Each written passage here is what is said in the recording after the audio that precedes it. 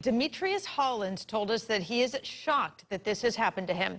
On Friday, the solicitor's office dismissed 89 cases involving the two fired officers, saying that their credibility would be an issue. They still could face criminal charges. Channel 2's Steve Gehlbach is joining us live downtown from the attorney's office in downtown Atlanta. And Steve, Hollins said that he wants to make sure that this doesn't happen to other possible victims.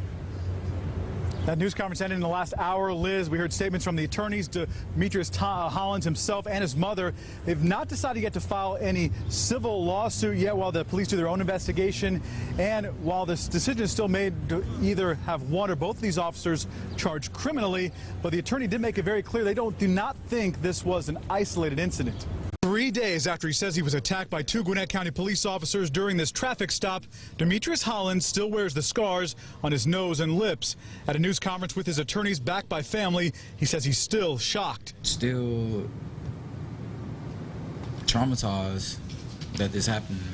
Hollins says he recognized Sergeant Michael Bongiovanni, seen on cell phone video, elbowing him in the face while his hands are up from a traffic stop last summer where he says the officer choked and punched him in the face.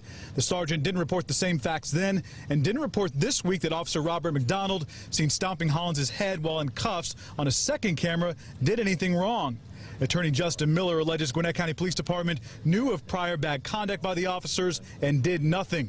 Records show Bongiovanni had been cleared of at least 60 uses of force incidents over his years at the department. We think they knew. Being cleared doesn't mean that you don't know that this guy is involved in all of these incidents.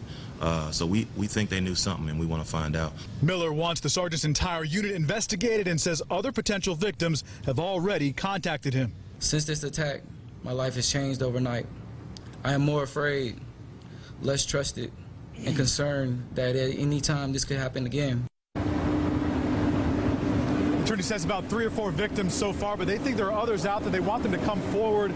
They see this story. They may have had run-ins with these same officers, and all the charges we now know against Hollins have been dropped, and that is along with those 90 or so pending misdemeanor traffic charges against others.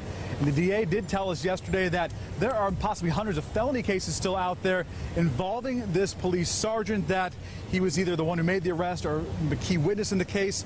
And Hollins' attorney did say that after this week's events that they don't believe that they can believe anything he has ever said or written.